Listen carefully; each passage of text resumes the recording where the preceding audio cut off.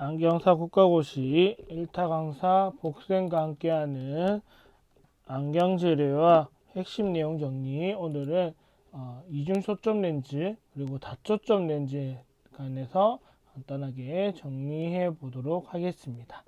자, 이 부분은 조제 가공 파트에서도 많이 언급이 되는 부분이기 때문에 오늘 재료학 파트에서는 렌즈의 형상 그리고 간단한 주요 포인트들만 언급하고 넘어가 보도록 할게요.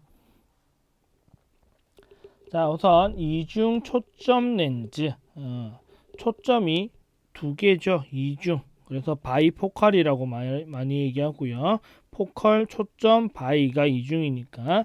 자, 그래서 얘는 원용 렌즈와 근용 렌즈로 구분이 되어 있습니다. 원용과 근용으로 구입이 되어 있고, 원용 렌즈를 우리가 모렌즈, 그리고 근용 렌즈를 보통 자렌즈라고 하고, 가끔 조제 가공이나 다른 과목에서 옛날 용어로 세그먼트라고 얘기하기도 합니다. 세그먼트. 자, 그리고 가입도가 들어가겠죠. 왜 원용에서 근용으로 변하려면 가입도만큼 굴절력 변화를 추가시켜 줘야 되니까. 자, 그리고 우리가 원거리는 보통 1m 이상 거리를, 중간거리는 50cm에서 1m 사이, 그리고 근거리는 50cm 이내의 거리를 본다고 하면 근거리다, 근거리용이다 라고 얘기를 하고, 근거리랑 원거리 사이에 있는 어중간한 거리를 보고 싶을 때는 이거는 중간거리용이다. 이렇게. 그래서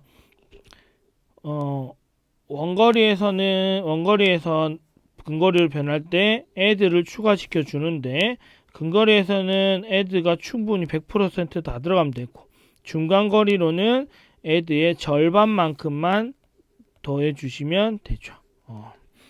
이렇게 돼서 중간거리부 굴절력을 구할 수 있다. 자, 그리고 원용 렌즈와 근용 렌즈의 굴절력이 다르다 보니까 상점프, 이미지 점프 또는 상도약이 발생하는데, 주시선을 이동시킬 때 상부 경계선에서 상이 상방, 위로 이동되어 된 것처럼 보인다. 상부 경계선이라고 하면 근용부, 상부 경계선이죠. 근용부를 말하는 겁니다. 그러니까 즉 원용부에서 근용부 굴절력으로 변하는 그 입구의 단계에서 상이 변하게 된다. 왜? 갑자기 굴절력이 증가하고 안경 렌즈의 렌즈 종류도 달라질 수 있으면서 광학중심적 위치가 바뀌잖아요. 그러다 보니까 프리즘 효과가 발생해서 상이 마치 점프하는 것처럼 발생할 수밖에 없다. 왜? 근용부는 다 가입도니까, 가입도 도수니까 플러스 디옵터가 들어가잖아요. 그러면 지금 원용부에 플러스 렌즈가 이렇게 가입도가 들어가 있단 말은, 이 부분을 잘라보면 이런 식으로 들어가 있는 거잖아요. 가운데가 두껍게 되어 있어야 되니까. 그럼 경계선이 여기 이렇게 들어오면 상 가운데가 있으니까 상은 위로 올라갈 거니까, 상은 정각 방향으로 와야 되니까 위로 점프하는 것처럼 보이겠죠. 그래서 이걸 상도약, 위로 올라간다, 상도약, 이미지 점프 라고 합니다. 그러면 상도약량을 계산할 때는 근용부 문제 때문에 나타나는 거다 보니까 근용부에 관련된 데이터들을 쓰면 되죠. 그래서 프리즘량이니까 프렌티스 공식으로 구하면 되고, 프렌티스 공식을 구하는데, 여기는 원래 D였지만 여기에다가 add 값을 써주시면 되겠고, 곱하기 h, 제가 밑에 10이라 썼기 때문에 여기는 밀리미터 단위로 쓰시면 되겠죠. 그럼 여기 h는 상부 경계선에서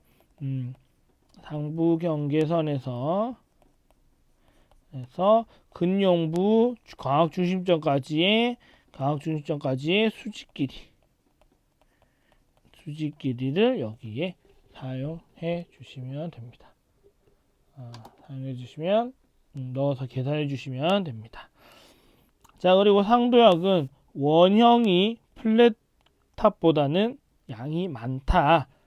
그리고 융착형이 일체형보다도 양이 많다.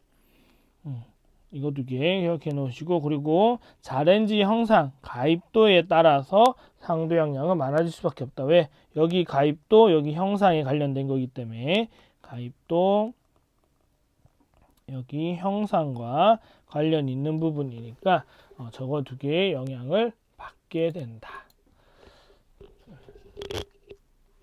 자, 그러면 어떤 디자인들이 있는지 좀 보면 자, 지금 A번, A, B, E, F번은 융착형입니다. 융착형. 즉 모렌지에다가 자렌지를 붙여놓은 형태죠.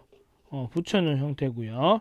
C번과 D번은, C와 D는 일체형이라고 하죠. 우리가 일체형 또는 뭐 원피스형 이렇게 얘기하죠. 자, 그러면 C번과 D번은 근용부 부분을 공률을 다르게 깎아서 굴절력 효과가 나타날 수 있게 만들어 준 거고요. A, B, EF번은 근용부를 따로 제작을 해서 원용부 렌즈에다가 저 렌즈가 들어갈 수 있게 홈을 판 다음에 렌즈를 이렇게 딱 끼워서 붙여 놓은 형태입니다. 자, 두 가지로 구분하면, 자, 아까 제가 상도약은 융착이랑 일체형이랑 누가 많다 그랬었냐면 융착형이랑 일체형이랑 누가 많다 그랬냐면 융착형이 많죠. 왜?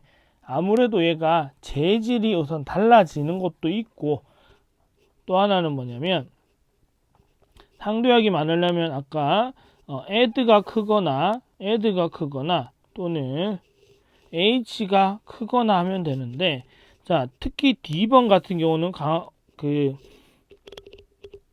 상도약이 거의 없다라고 보죠. 왜냐? 여기는 이 경계선에 광학준 시점 두 개가 모여 있기 때문에 H의 차이가 없습니다. 그러다 보니까 상도약량이 없을 수밖에 없죠. 여기 D번 이름은 EX형이라고 하는 거는 꼭 기억해 놓으세요. 얘는 EX형이라고 부르고 상도약 없고요. 상도약 최소치가 되고 근용부가 가장 넓다. 시야 넓다. 딱 봐도 근용부가 매우 넓어 보이죠. 여기 원용, 여기 아래가 근용이니까 반반 쓰는 거니까요. 매우 넓을 수 있고. 그 다음에 아까 여기 상도약 볼 때 원형과 플랫탑에서 비교하면 원형이 더 많다. 그 이유는 지금 B번은 플랫탑이고 A번은 원형이잖아요. 자, 그래서 그렇게 봤을 때 원형은 여기가 경계선 강중심점 여기, 플랫탑은 이렇게 돼 있죠. 여기가 경계선이고 윗부분이 잘려져 나왔기 때문에 중심점이 위에 이 정도 있을 거예요. 윗부분이 더 있다 생각했을 때 보면 되니까. 자, 그러면 이 경계선에서 이까지 이를 높이를 H라고 하는데 누가 더 기냐면 원형이 더 길죠. H가. 그러다 보니까 원형에 가까울수록 직선으로 되어 있는 것보다는 상도역량이 많을 수밖에 없다. 자, 기억해 놓으시고 넘어가겠습니다. 자, 그 다음에 이제 슬래브업 가공. 이거는 제가 문제로 따로 한번 더 조제 가공 파트에서도 한번 언급해 드린 적이 있긴 하지만, 굴절 부등시 또는 굴절 부동시안이 융착형 이중 초점 렌즈를 착용할 때 주로 나타난다. EX형을 착용할 때는 크게 나타나지는 않지만 융착형 이중 초점 렌즈를 착용할 때 나타나고, 근용부에서 발생하는 좌우 프리즘 차이가 발생하는데 이거를 보완해 주는 방법이 슬래브업 가공 방법이 되겠습니다. 차이를 보완한다는 말은 광학적 부등 사위가 발생하는 것을 방지해 줄 목적으로 쓰는 거죠. 이게 주목적이죠. 주목적. 자, 어디를 가공하냐? 원용부를 가공합니다. 근용부 저 작은 걸 가공하는 게 아니고 원용부를 가공해 주는 거고요.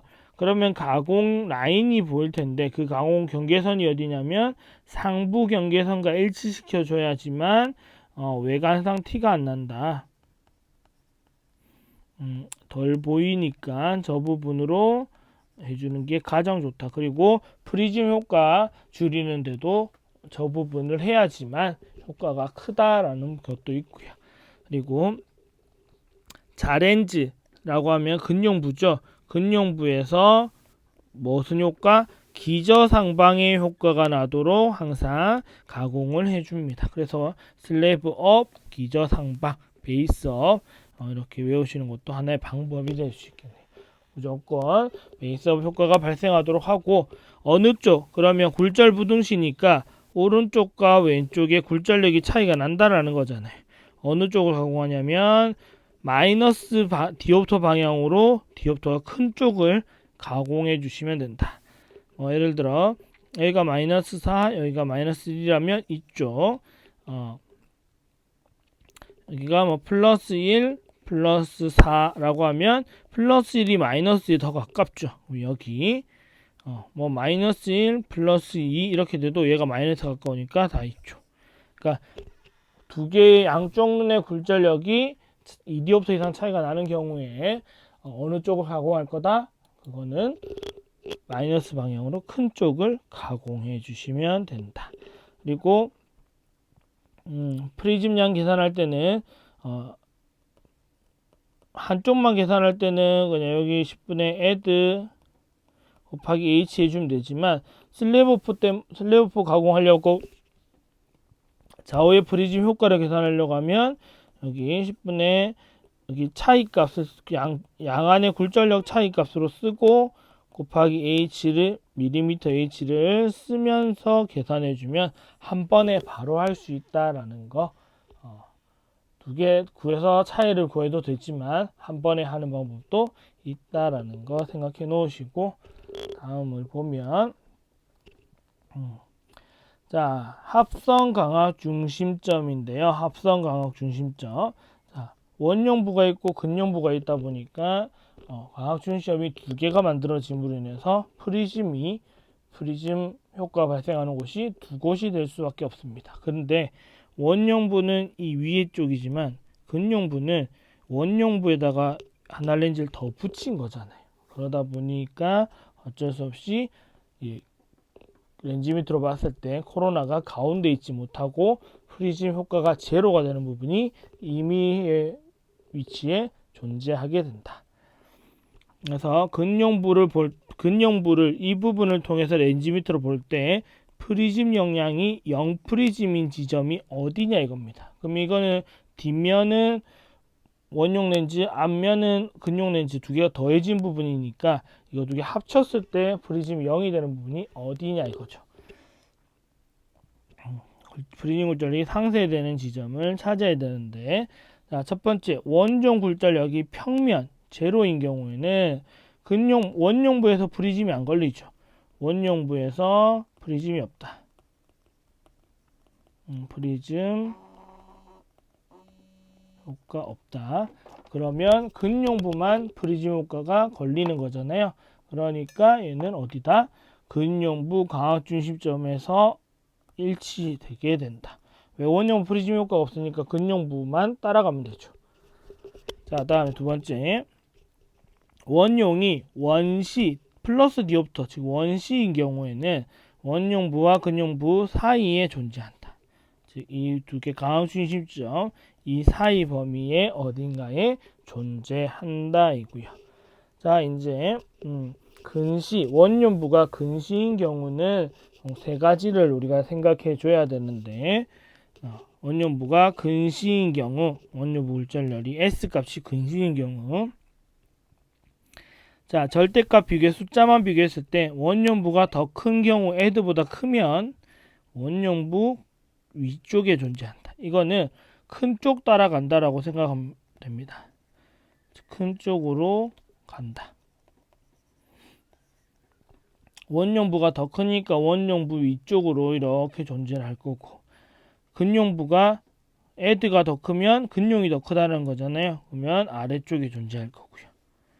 두 개가 같으면 하나는 베이스인, 하나는 베이스 다운, 베이스업 이런 식으로 프리즘 효과가 서로 상반되게 만들어질 거니까 얘들은 두 개가 상쇄되면서 존재하지 않게 되겠죠.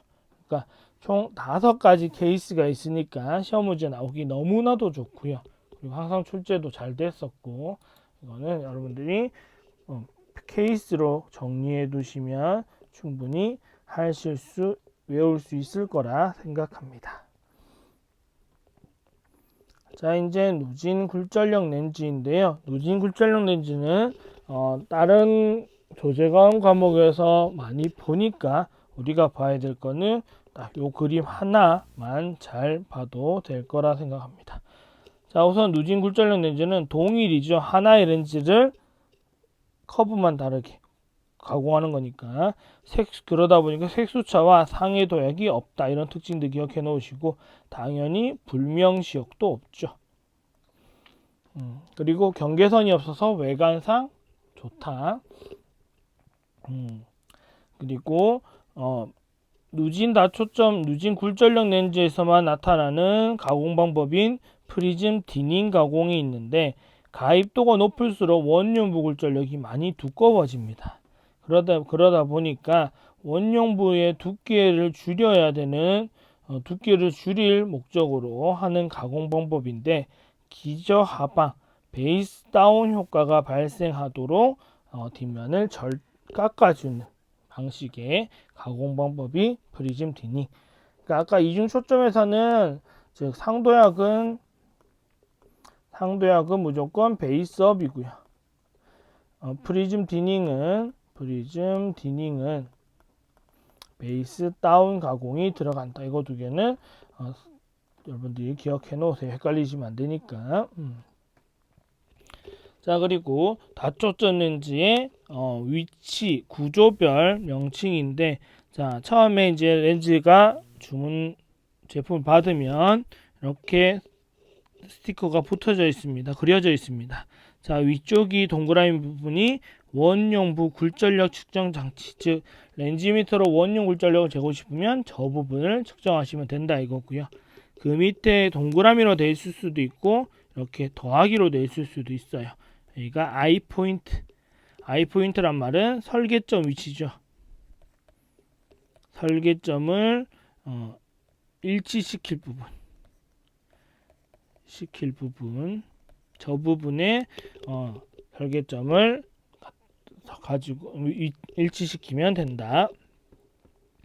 자, 그 아래쪽 보면 수평선이 있고 동그라미가 2개 있다.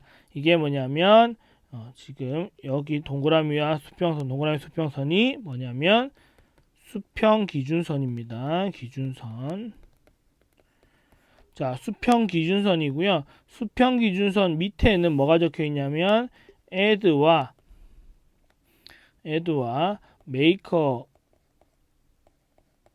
또는 상품명, 상품 번호가 적혀 있다. 이 렌즈가 어떤 렌즈인지를 구분할 수 있는 마크가 새겨져 있습니다. 이 세 개를 우리가 숨긴 마크라고 하죠. 수평 기준선 아래쪽에 이렇게 적혀 있습니다.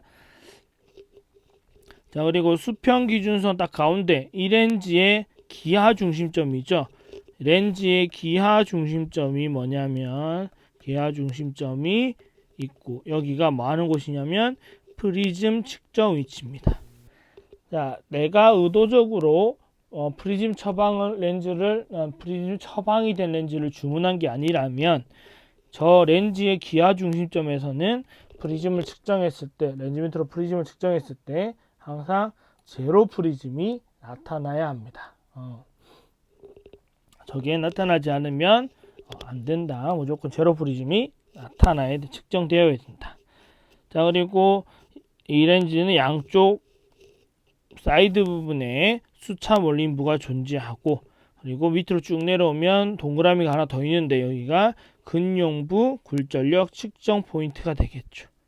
근용부 굴절력 측정 포인트.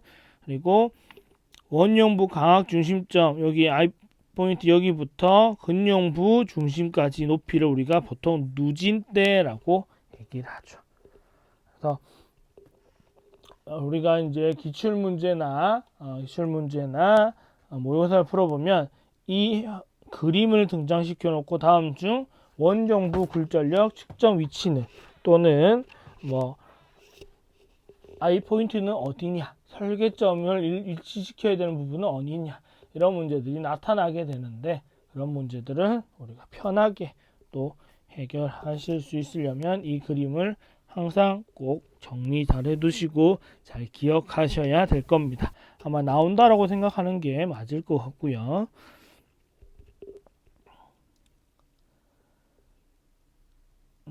자, 이 부분은 애드가 커질수록, 가입도가 커질수록 당연히 누진대 길어지고 좁아지고 인센양 커지고 시야 좁아지고 수차 당연히 늘어나겠죠. 수차 몰림부가 당연히 커질 수밖에 없으니까. 그러다 보면 상해 선명도가 떨어지면서 피로감도 커지고 적응하는데 오래 걸리게 된다.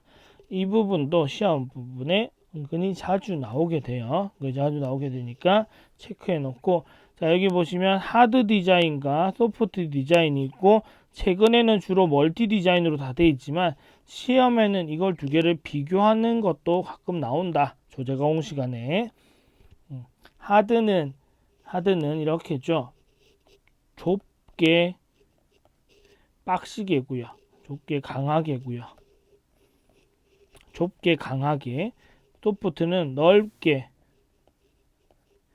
부드럽게입니다.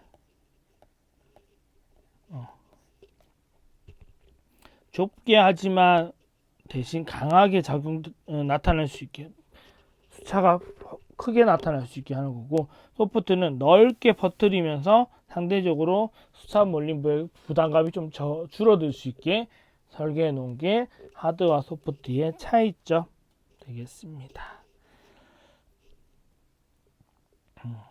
자, 여기 나오는 거는 VD와 시야 그리고 내면 누진이 외면 누진보다 좋은 부분에 대해서 나오는 건데, 내면 누진의 장점, 시야가 넓어진다 정도 기억해 주시면 되겠고, 적응이 당연히 좋겠죠. 가입도 높을 경우에 아무래도 좋고, 안전 피로도 감소하다. 그러니까 외면 누진보다는 내면 누진, 그러니까 안쪽 면이죠. 눈에 가까운 부분, 안쪽 면 누진을 설계를 해주는 게 훨씬 좋을 수 있다라는 겁니다. 훨씬 좋을 수 있다. 그 정도만 체크해 놓으시고 나머지는 조제가공 시간에 배운 게 기본 틀로 가지고 가시면 되겠습니다. 자, 이렇게 해서 이중 초점 렌즈와 다초점 렌즈에 대해서 간단하게 봤고요. 내용은 별로 안 많지만 재력해서 필요한 부분들을 했으니까 여러분들 이 부분이 혹시 시험 문제 나오면 충분히 정답 맞추실 수 있었으면 좋겠습니다.